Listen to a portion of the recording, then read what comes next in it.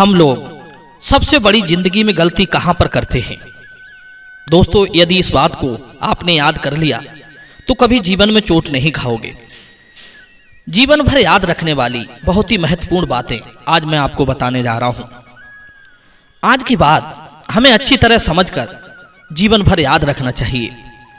वैसे तो हमसे जिंदगी में कई गलतियां होती रहती हैं, पर हम सबसे बड़ी गलती कहां पर करते हैं जिसकी वजह से हम सफल नहीं हो पाते और स्वयं को बहुत बड़े संकट में डाल लेते हैं।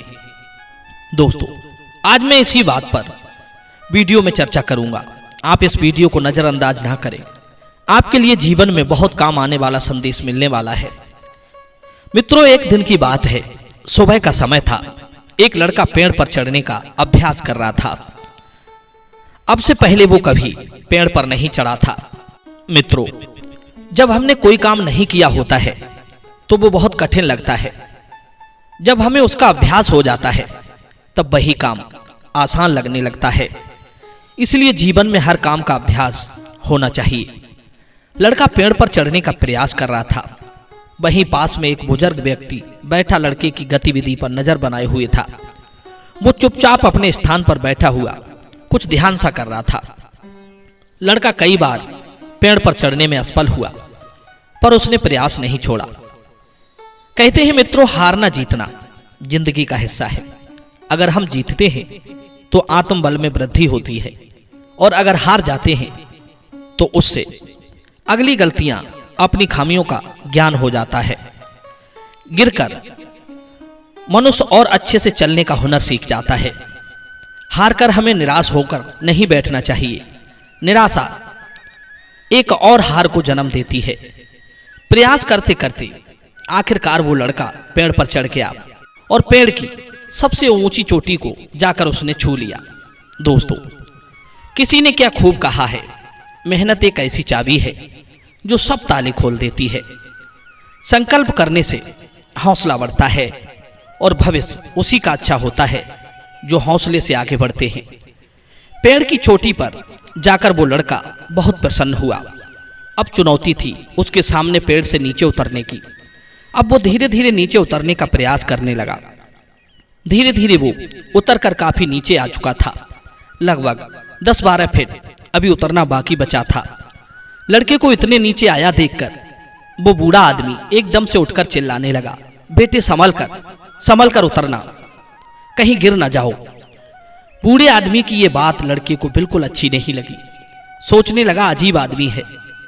जब मैं पेड़ की सबसे ऊंची चोटी पर था तब तो इसने सावधान किया नहीं, तब तो मुझे संभल कर उतरने को बोला नहीं। अब मैं जब पेड़ से नीचे उतर आया हूं, मात्र 10 फीट शेष रह गया है, तो मुझे संभल कर उतरने के लिए बोल रहा है। जरूर ये बूढ़ा पागल होगा। अरे, मनुष्य को वहां सावधान किया जाता है जहां उसे खतरा होता है। लड़के ने पेड़ से नीचे उतरकर उस वृद्ध व्यक्ति से पूछा, बाबा, आपको क्या सूझी जो चिल्लाने लगे? संभल कर। अगर सावधान ही करना था तो तब करते जब पेड़ के सबसे ऊपर वाली डाल पर मैं बैठा था। वहां से अगर मैं गिर जाता तो जरूर मुझे चोट पहुंचती। अब जब मैं नीचे आ गया जहां कोई भय नहीं रहा, वहां आप मुझे सावधान कर रहे हो। ये बात तो कुछ मेरे समझ में नहीं आई। तब बूढ़ा व्यक्ति बोला, बेटे, यहां पर मैंने तुम्हें इसलिए सावधान किया ताकि तुम गिर ना जाओ। मैं जानता हूं कि अक्सर लोग वहीं पर गलतियां करते हैं, वहीं पर लापरवाह हो जाते हैं जहां कोई खतरा नहीं होता। खतरे वाली जगह पर तो उन्हें खुद ही इतनी चिंता रहती है कि कहीं मैं चोट न खा जाऊं। लेकिन मनुष्य जब निर्भय हो जाता है तब वो वहीं पर सो जाता है। मैंने अपने जीवन में ऐसी अनेकों घटनाएं देखी हैं जहां लोग किनारे पर आकर ही डूब जाते हैं। उन्हें ऐसा लगता है जैसे वे खतरे से निकल आए हों, और वहीं पर आकर वो गलती करते हैं। जबकि किनारे पर आते आते उन्हें चाहिए कि वे अपने विवेक को जागृत रखें और पूरी शक्ति का उपयोग करें, क्योंकि जब तक नदी पार कर नहीं जाती तब तक खतरा टलता नहीं है। जीवन की सुरक्षा के लिए डरते रहना भी बहुत जरूरी है। जो निर्भय होते हैं वे अक्सर विश्राम की अवस्था में चले जाते हैं, और शत्रु हमेशा तभी वार करता है जब आप सुस्ता रहे होते हैं। अक्सर लोगों को दुख में, गरीबी में नींद नहीं आती, चैन की नींद तभी आती है जब वो सुखी हो और उसे किसी तरह का खतरा ना हो। तब वो लापरवाह हो जाता है, आलसी हो जाता है। और याद रखना, जहां खतरा नहीं होता वहीं खतरा उत्पन्न होता है, क्योंकि वो वहीं पर सो जाता है। और सोने का अर्थ है वहीं पर खतरा उत्पन्न हो सकता है। जो लोग आराम पसंद होते हैं, लापरवाह होते हैं, कहते हैं उतनी ही आसानी से उन्हें लूटा भी जा सकता है। और ये दुनिया लूटने के लिए तैयार खड़ी है, बस अवसर की तलाश में है कि कब आप सोएंगे और वो अपना हाथ साफ करेंगे। कहते हैं मृत्यु एक महान विजेता है, जिसने बड़े बड़े सूरवीर, शक्तिशाली लोगों को जीता है। लेकिन फिर भी वो हमें तभी जीत सकती है जब हम सुस्ता रहे होते हैं। कौवा अपनी सुरक्षा को लेकर जितना सावधान रहता है, मनुष्य को भी उतनी ही सावधानी बरतनी चाहिए।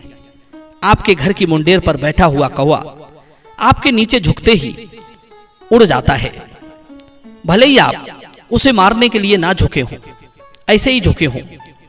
जरा सोचिए वो कितना जागृत रहता है। भले ही आप उसे मारो या ना मारो, पर उसने तो अपनी सुरक्षा कर ली। वो कभी चोट नहीं खा सकता, क्योंकि उसने आपकी तरह आलस नहीं दिखाया। यहां पर डरने का अर्थ कायरता नहीं है, बल्कि स्वयं को अकारण कोई हानि ना हो उससे सतर्क रहना है। मनुष्य को उस समय तक ही भय से डरना चाहिए जब तक कि वो दूर रहता है। जब वो सामने आ जाए तो निडर होकर उसका सामना भी करना चाहिए। स्वयं को सावधान रहकर सुरक्षित रखना कायरता नहीं, समझदारी है। एक बार एक महात्मा जी की कुटिया पर एक कुत्ता पला हुआ था। एक दिन वो कुत्ता गांव के नजदीक पहुंच गया।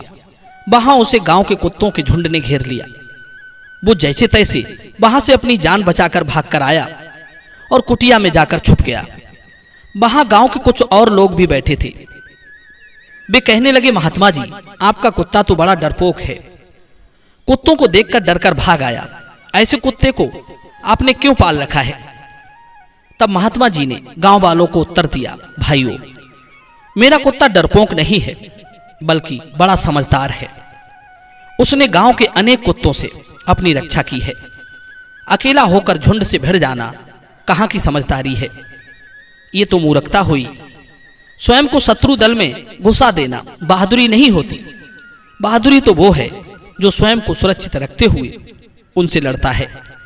बूढ़े बाबा की बात उस लड़के को अच्छी तरह समझ में आ चुकी थी।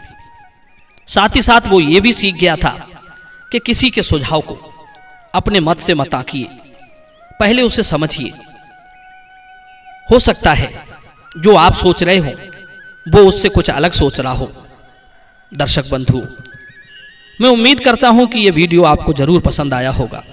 तो चलिए मिलते हैं अगली वीडियो में एक नई चर्चा के साथ। आप सभी का बहुत बहुत धन्यवाद। जय श्री कृष्ण।